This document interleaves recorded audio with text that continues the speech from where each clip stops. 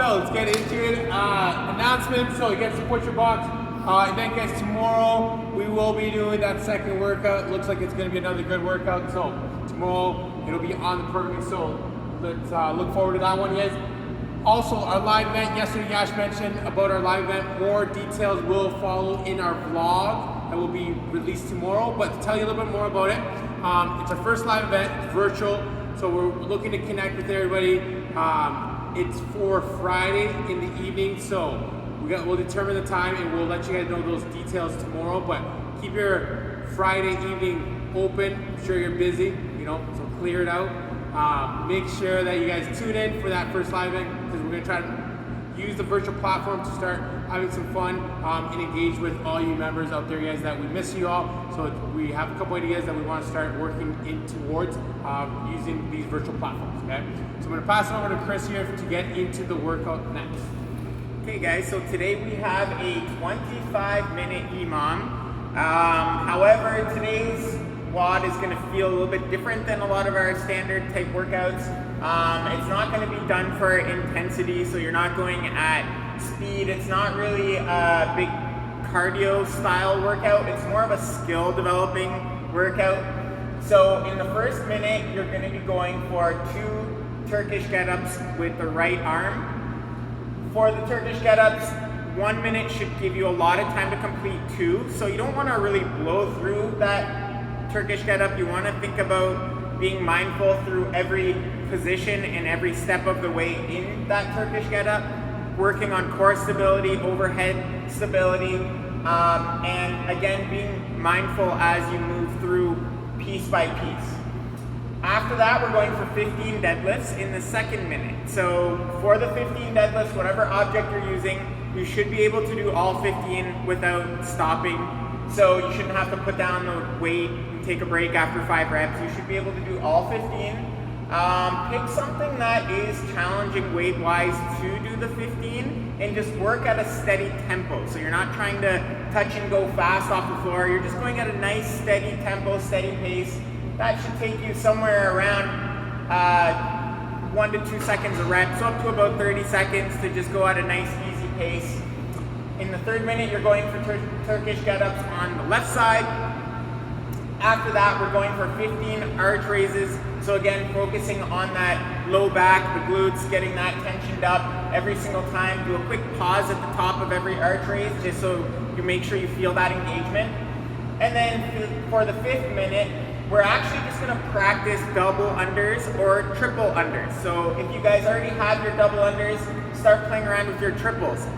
We know a lot of you guys don't have your double unders yet, so this will be a perfect way to work on it for 30 to 45 seconds. You'll get that heart rate elevated for sure, but the focus is more the skill today.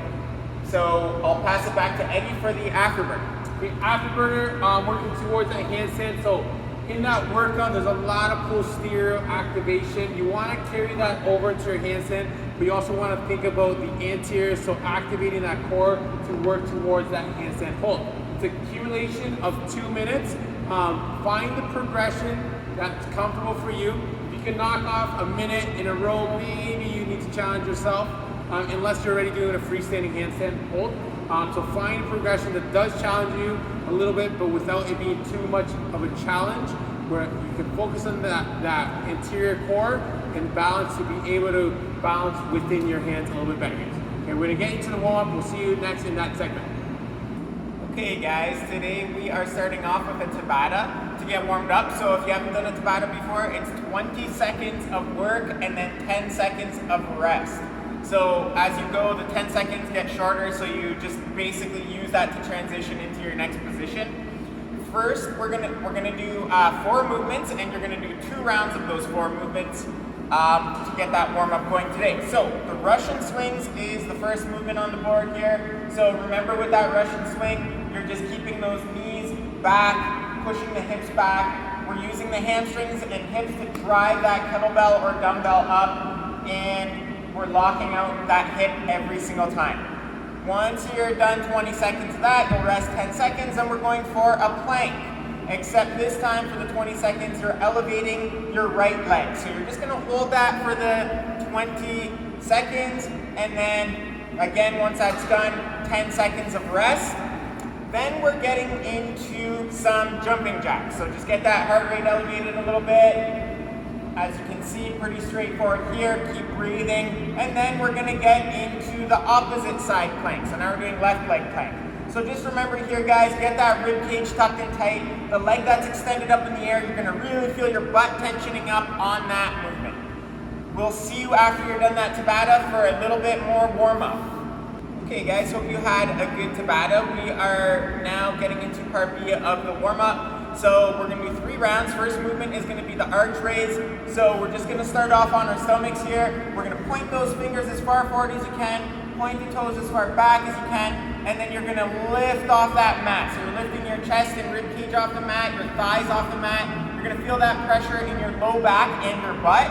When you get to the top, we're just gonna hold it just for a sec. You don't have to hold it super long, just till you get full engagement. After we're done that, we're gonna go for 3 seated straddle position presses. So that means your feet are gonna be as wide apart as you can get them. The back and chest is staying nice and tall here. So sometimes it's easy to round that low back in this position or upper back. You wanna get that back and chest really tall, and then we're just gonna go for a strict press. Notice how Jess is locking that arm completely out at the top, head slightly through that window, shoulder blades are pinched together nice and tight at the top of that press. So once you're done 3 per side, we're gonna get into some Turkish sit-ups. So we're gonna come down to the ground. Your dumbbell is gonna start off in the air in one of your hands, and the same knee is gonna be up in the air. The other foot is gonna be off to the side a little bit, and the hand is out to the side. From here, Jess is gonna roll onto her elbow, so she's rolling off the shoulders onto the elbow, and then she's gonna roll up onto that planted arm. On the way down, she's gonna roll back to the forearm, and then roll back shoulder to shoulder to complete that position. So I'll show you that one more time, rolling off the shoulder blades, engaging the core all the way up, and then rolling all the way back down. Once you're done 3 per side of those, we're gonna go for 6 alternating floor wipers. For the floor wipers, we're gonna start off with our hands out at the side, and we're just gonna roll. You're gonna keep your legs locked out as straight as you possibly can, and then you're gonna roll down all the way to the one side with your feet, back up to neutral, all the way down to the other side. For this, it's common here, guys, to want to bend the knees. I want you guys to try to keep those legs as straight as possible. And also when you're going side to side, try to keep your legs as high up towards your shoulders as possible.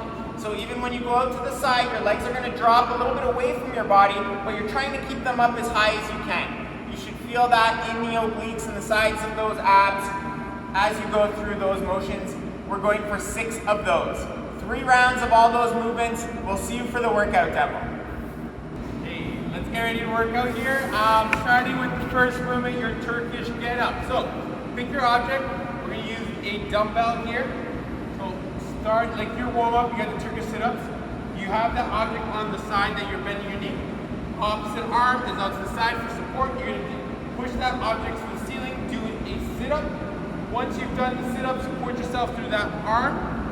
You're then gonna drive through your heel, lifting your hips up, creating this space underneath your hips, where you're gonna thread your other leg through, planting your knee, getting into the lunge position before you rise up. So you're gonna rise up from there, then you're gonna reverse it. So you're gonna lunge back down, plant your hand on the floor, kick your foot forward, bring your hip down, roll your shoulders back to the floor before you do your second one. So okay, yeah, sure, do another one.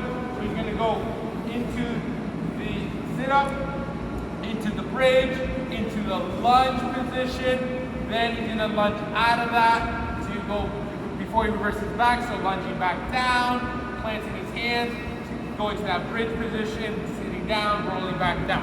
You did 2 on the first minute on the right side, then you're gonna go into your deadlift. So for the deadlift today, we're gonna use some paint cans here to demonstrate that you can do it with a sumo stance. So the sumo stance requires your heels to be wider than your shoulders.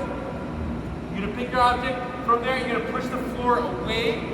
Your groin, your hamstrings, you can really engage by not allowing your knees to go forward. So as you go down, hinging at the hips, touching your objects on the floor, if possible, to do not round your back, so if you're touching the object and it's rounding your back, don't worry about touching the floor with your object. So, a couple repetitions here from the side.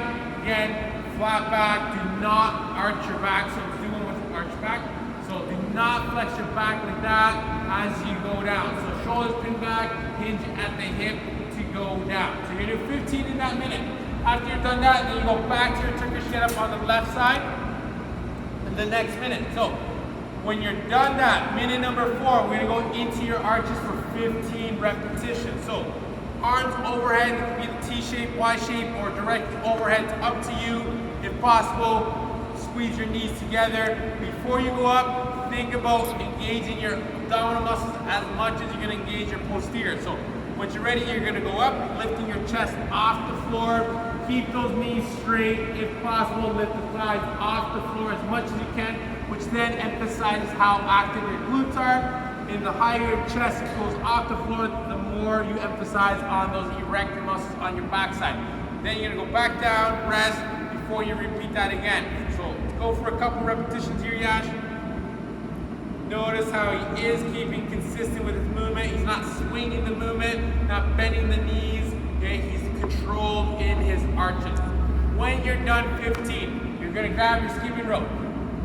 Today's that day to work on your skill. So if you're working on double unders, Tuesday we had a progression where you had one jump, double taps.